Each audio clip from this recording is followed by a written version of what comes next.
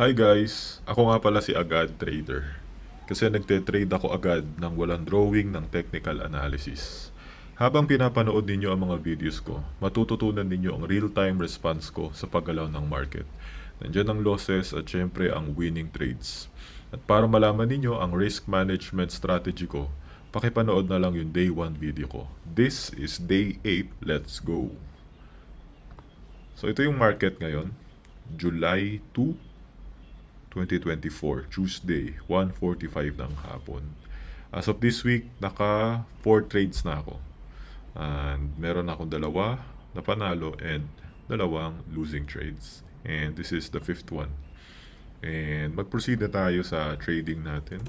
1 out of 1 to 23, 21th pair ang iti-trade natin ngayon. So 1, 2, 3, 4, 5, 6, 7, 8, 9, 10, 11, 12, 13, 14, 15, 16, 17, 18, 19, 20, 21. Or DUSDT. Okay? So, tignan natin kung ilang swipes ang gagawin natin. 15 to 30 swipes. Generate 16 swipes. So, 1, 2, 3, 4, 5, 6, 7, 8, 9, 10, 11, 12, 13, 14, 15, 16. And hanapin lang natin yung Monday. Okay. Ayan, pwede na yan. Ang market ay nasa taas. Okay. Overall, makikita natin structure na umakyat yung market na napakataas. Binalikan niya tong habang candles dito. Kasi may mga naiwan dyan. So, binalikan niya ulit. Na nag-create na ng series of lower highs, lower lows, lower high, lower low. So, on the long term na nasa downtrend tayo, no? Ito parang nag-uptrend pero mas may lower low dito. Para nagko-consolidate yung market, no? Kasi pagdating niya dito, um, pumitik pa siya pataas. So, nagko-consolidate nga ba talaga yung market? Tignan natin kung talaga nagko-consolidate yung market. Kung yun yung susundin nating bias na nagko-consolidate yung market, maglolong tayo. Kung maglolong tayo, tignan natin kung tama ba na maglong tayo. Although, dito merong factor na pwede mong isipin na mahaba yung candle pababa, nasa downtrend tayo. Let's see. Pag trending yung market, babagsak yan. So, nagtitrend yung market. So, kung nagtitrend siya, mag-short position tayo. Okay, 1.21.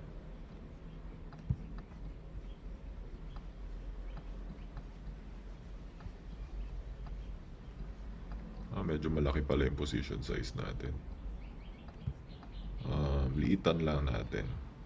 So, pag gaganyan, mag-trade na tayo sa mga short term. So, ito ay resistance. Resistance zone. Okay. Mag-trade tayo sa maliliit.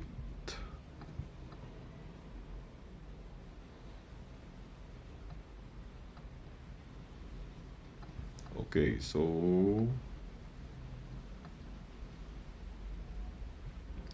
para nagkakaroon na ng uptrend, edi kung magkakaroon ng uptrend, maglong tayo. Yung stop loss ilalim lang nito.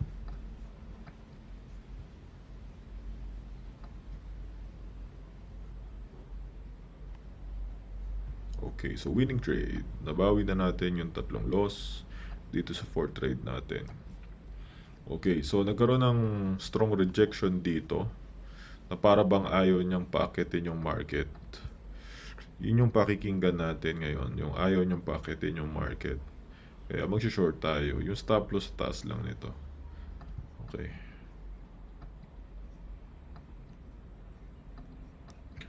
Create pa ulit ng isa pang pataas. Wala naging lower low.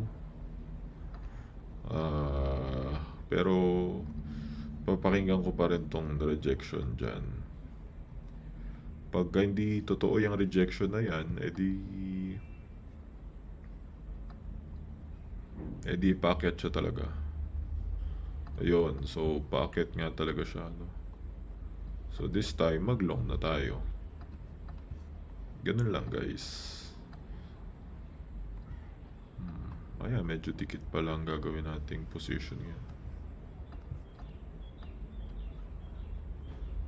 Okay, so consolidate yung market pero tinamaan muna yung stop loss natin. So kung ganyan yung market, nagko-consolidate, parang ito yung support zone, nag-create din ng lower high pero ayaw niya tong ano, edi naiipit yung market dyan. Pwedeng nagko-consolidate nga. So kung support zone to, edi mag-long tayo. So yun, market nga siya. Tapos ang taas na, pwedeng ituloy niya na yung trend kung gugustuhin niya. Kaya maglo-long position tayo. 1.21. Pero bumagsak siya. Ibig sabihin may strong rejection doon. Di mag-long pa rin tayo kasi baka ito na yung support zone niya. 1.21.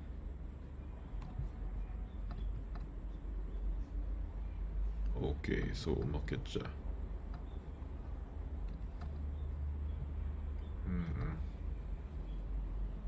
So, anong araw na nga? Tuesday pa lang pala. Tuesday pa lang, guys. Okay. So, ang dami na pala nating trade. Tuesday pa lang. So, go lang tayo sa maliliit na, no? Ang dami nating trades pag ganito kaliliit, no? So, nagkaroon ng rejection sa price na yon na parang nag-i-indicate na gusto niyo ibaba, no? Pero nasa series of higher highs and ano tayo, pwedeng mag-long no? Pwede, no? Kaya na rejection to pwedeng short yan Pero what if ilaban natin yung long? So may kita nyo guys, parang di masyadong nagmamatter kung long or short talaga yung position natin no? So ayun, naglong nga siya ang haba di maglong lang tayo kasi uptrend daw kasi mahaba yung candle di long. Ayun, so tinamaan na naman. Tapos gusto ko lang ulit maglong. Okay, 1.21. Ganun lang naman. Ay, medyo mas spacious pala to. Bawasan natin yung space. Pag nabawasan yung space, tataas yung risk. Pero okay lang.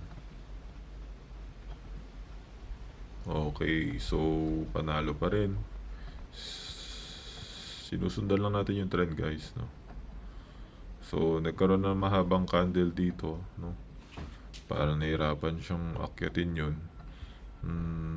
Pwede tayong mag-short lang. Hanggang dito lang sa part na yan. So iniisip ko babalik yung market dyan So 1.21.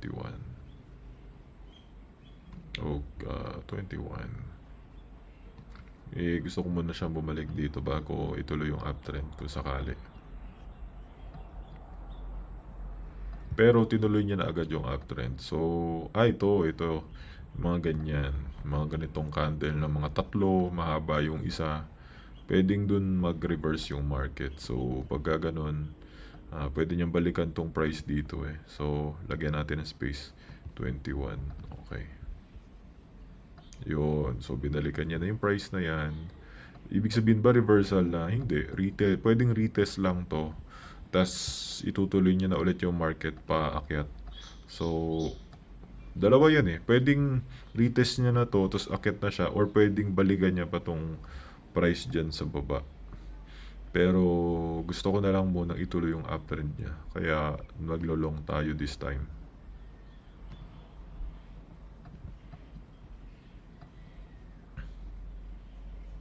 Okay, so parang tinuloy niya ni uptrend, no? Umakyat, nagkaroon ng rejection dito. Oo. Hindi niya nabutas, pero pwede niyang butasin yan. Minsan kasi, reject muna, tapos ay tsaka niya itutuloy. Ba't ganon? Kasi pagka nireject dito, maniniwala agad yung mga tao na ano na yan, hindi na aakyat. So, magsishort sila dito. So, mangyayari, magsishort sila dito. Kaya na mangyayari dyan. Pero, minsan na nangyayari, pinapapaniwala lang muna yung market na hindi na siya aakyat, no? Para mag-short, para tamaan yung mga stop loss nila. Ganun lang. Or pwede ring mali ako. Pwedeng talagang mag-reverse na rito. Yung sinasabi nilang double top, ganun. Kaya, parehong tama kung isipin mo. Talagang nasa risk management natin yun kung mananalo or matatalo tayo So, tignan natin kung ano magiging galaw ng market. Consolidate siya dito. Pero nakita nyo, nagkaroon ng higher. Tinamaan yung mga stop loss ng nag-short dyan. Ganun nga nangyari. Tapos nagpatuloy yung uptrend, Diba? Kita nyo guys. So, biniktima lang yung mga nag-short. Nag-consolidate na. Medyo spacious lang tong position size natin. Kaya tagal tamaan Yung munti ka na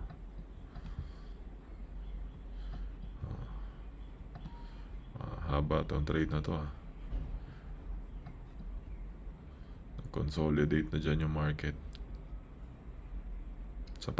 Yun. Very good. So nakita natin guys, nag-uptrend pa rin yung market pero sa consolidation form sa loob ng isang parallel channel. So pagka ganito, so uptrend pa rin ba to guys? Kung iisipin natin.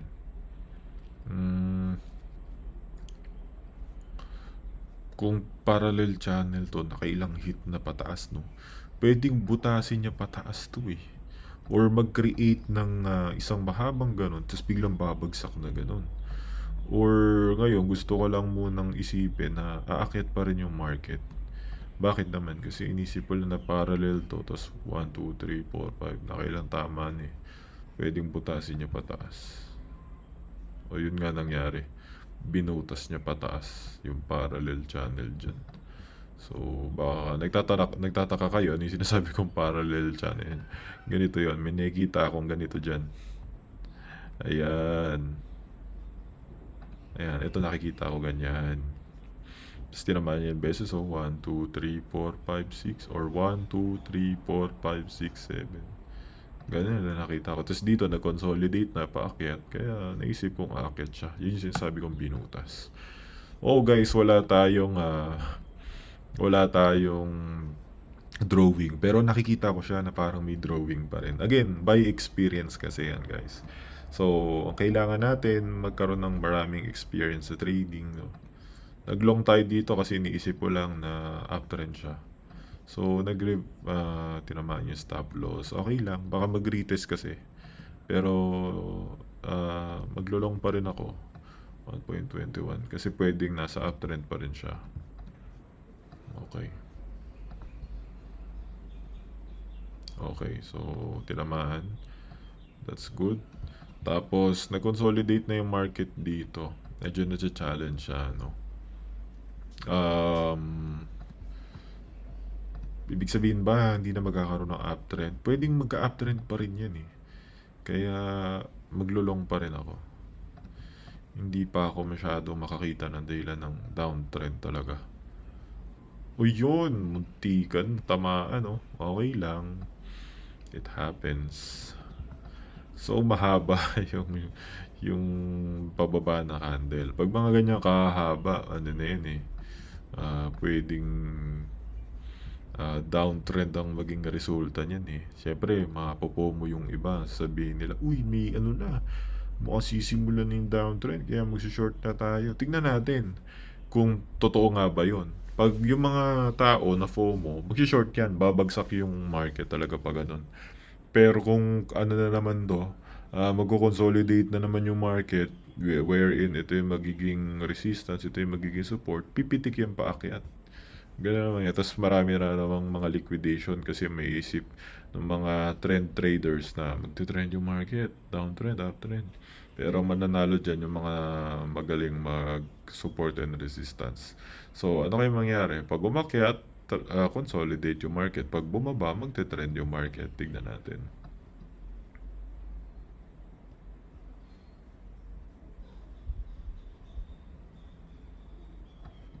So, nag-consolidate na agad.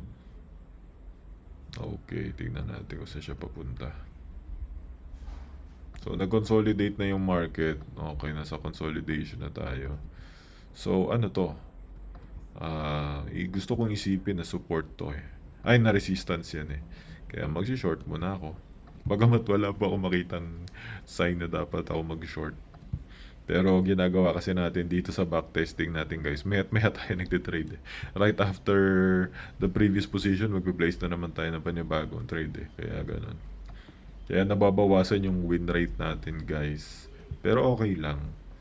Para lang makita nyo yung psychology ng bawat paggalaw ng market. Nasa timing man o wala sa timing, makikita nyo. So ano to guys? Ito na ba yung ano? Ito bumagsak siya no? So wala pang sign na wala pang sign para ito yung maging support. Kaya pwede pa akong mag-short. Gusto ko lang mag-short kasi baka bumagsak pa siya eh. Dito yung isa pang support eh. Kaso masyadong malayo. Okay, bumalik na agad. Tapos pwedeng ito ay ano pa rin. Um, Resistance pa rin. Kaya mag-short ako kasi nagko-consolidate yung market. Pero minsan sa loob ng consolidation period na yan, nagkakaroon pa rin ng ano, ng mga trends. Ayun, nire-respect niya yung parallel channel dito. Nire-respect niya. Kaya tumalbog, hindi niya tinuloy yung price. So let's see kung hanggang saan yung parallel channel na yan. Baka guys, nagtataka kayo ano yung parallel channel na sinasabi ko. Yung again, may parallel channel na nabubuo dito. Mahaba nga siya actually. Mula dito. Kita nyo yun guys. Yan yung parallel channel oh. Ito. So, saan siya mas nagli-lean on? Mas nagli-lean on siya paakyat no? Pero nagkaroon ng ano dito. Monday. Ano ba, Sunday? Ay, dapat mag-winning trade na tayo dito guys. So, ano to? Nirespect niya eh. Medyo mabangis yung pagkaka-short dito eh. Kaya pwedeng bumagsak pa yan ng konti eh. Pero dito siya naglalaro sa taas wherein parang pinipilit nila na magkaroon ng long. So, pwede tayong mag-short kasi ano eh, nirespect niyang pag ganun eh, pababa. Pero pwede rin tayong mag-long kung iisipin lang natin na ano, na mas pinupush nila yung price upward. Let's play it. Tignan natin kung ano mangyayari. Ayun, nirespect nga. Kasi nga mabangis yung pagkakabagsak dito eh. So, again, nasa support na tayo. Pwede tayong mag-long. 1.21. Okay, play. Oh, munti ka na. Ayun, wala nang hirit. So, na-break niya na yung parallel channel wherein pwede na tayong mag-short. Or pwede ring fake out lang yan na kunwari para isipin mo na pababa yung market pero nag-fake out sila para mag-shortcut tapos ibabalik nila yung market pataas. Depende yun eh. Maraming posibilidad, no? Pero ayun na nga, nagtuloy-tuloy na. Ibig sabihin talagang downtrend na talaga. Nag-breakout na rito. Bumagsak, nag-retest, bumagsak. Okay. So ganun lang guys. Nakailang trades tayo. Tignan natin. Uy, balik natin siya. Yan. Bilangin natin. Parang ang dami ngayon ah. 1, 2, 3, 4, 5, 6, 7, 8, 9, 10, 11, 12, 13, 14, 15, 16, 17. Haba ng 17. 18, 19, 20, 21, 22, 23, 24, 25, 26, 27, 28. Naka 28 trades tayo ngayon guys. Ang dami. Tapos, yung winning trades, 1, 2, 3, 4, 5, 6, 7, 8, 8, 9, 10, 11, 12, 13. O, 13 lang. Sipin nyo yun guys. So, sa loob na, meron tayong 13 winning trades out of 28. So, ito win rate natin guys, oh. 46% lang yung win rate natin. Ang baba. Pero 46 yung win rate mo. Ibig sabihin mas lamang yung talo mo, guys. No? Pero 13% pa rin yung panalo mo. Profitable ka pa rin kahit ang baba ng win rate mo. Sipin nyo, may ano ka, oh, may 10,000 ka, 13% weekly. Ba't ang laki? Daily pala. Weekly lang. 76% pa rin yun. Magiging 17,000 yung ano mo, 10,000, di ba? Yan lang yung guys. Pagka, again, may 1 million ka naman. Nilagay mo sa trading yung pera mo, imbis na sa bangko. Tapos tin-rate mo, yan meron ka 700,000 agad. Ganun lang kasimple guys. Di ba? Ang baba ng win rate natin ngayon, pero profitable pa rin tayo. 13%. Sipin nyo yan guys. Ganun lang ang trading natin. So, salamat sa panonood ninyo. See ya.